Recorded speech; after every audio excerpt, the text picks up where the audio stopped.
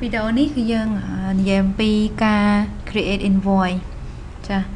ចឹង create invoice គឺយើងមើលទៅតាមជាប់ខាតប្រសិនបើជាយើងមានបើកអីវ៉ាន់ប្រកាសជាមាន sale order ហើយតែបើសិនជាអត់មានបើកអីវ៉ាន់ទេគ្រាន់តែឆែកនេះឆែកនោះជាពលកម្មឬក៏ programming software អីចឹងទៅអាហ្នឹងគឺអត់មាន sale order ទេចាដូច្នេះដើម្បីយើងបង្កើត create invoice យើងចុចទៅ customer create invoice ចាប្រសិនបើអត់មាន sale order គឺយើងវាយជាធម្មតា create invoice នឹងធម្មតាតែបើសិនជាមាន sale order ចាអញ្ចឹងបើសិនជាមាន sale order យើងត្រូវចុច select យកមួយនេះ create invoice from one or more sale order ចាអូខេចឹងអានេះគឺជាអ្វីដែលខ្ញុំបានបង្កើតមុនហ្នឹងតែស្ពាន់ហ្នឹងណាខ្ញុំយកវាមកប្រើអូខេ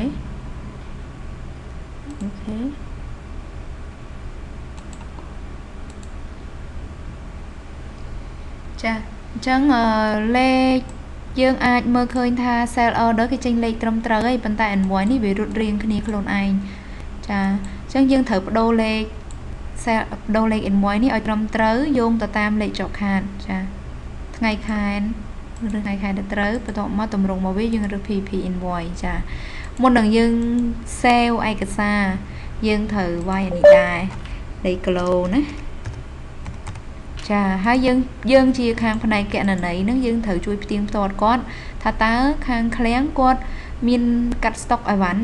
ត្រឹមត្រូវគ្រប់ចំនួនយោងទៅតាមឯកសារជាប់ខាតអត់ឧទាហរណ៍ថាជាប់ខាតមានបើកអីវ៉ាន់5មុខគាត់ចេញ sale order បានតែ4នេះអញ្ចឹងខ្វះ1មុខអញ្ចឹងយើងជាគណនេយ្យនេះយើងដើម្បីគិតលុយឲ្យត្រឹមត្រូវយើងក៏ត្រូវចូលរួមចំណែកជួយសួរនាំគាត់ដែរថាហេតុអីបានជា sale order ចេញតែ4 item ហើយនៅលើជាប់ខាតមានដល់ទៅ5 item ចាអញ្ចឹងដំណើរដើមតងរឿងគេនឹងប្រាប់យើងតាមនឹងចាដល់ពេលដែលយើងឃើញថាអីវ៉ាន់ត្រឹមត្រូវអស់ហើយគឺការងារនីមួយៗគឺសុទ្ធតែមាន label ទាំងអស់សុទ្ធតែមានគិតពលកម្មអញ្ចឹង label ពលកម្មយើងត្រូវរើសតាមឈ្មោះដើម្បីក្នុងគោលបំណងវាស់វែងថាតើបុគ្គលិកមួយហ្នឹងគាត់ធ្វើលើការងារអីគេខ្លះប្រចាំថ្ងៃណា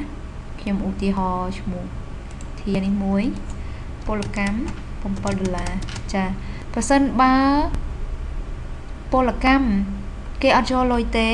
យើងត្រូវវាយ label ដែរប៉ុន្តែយើងអត់រើសឈ្មោះ sorry យើងរើសឈ្មោះជាងដែលធ្វើនឹងដដែលចាជាងដែលធ្វើនឹងដដែលប៉ុន្តែយើងដាក់ចំនួនទឹកលុយ0ណាចា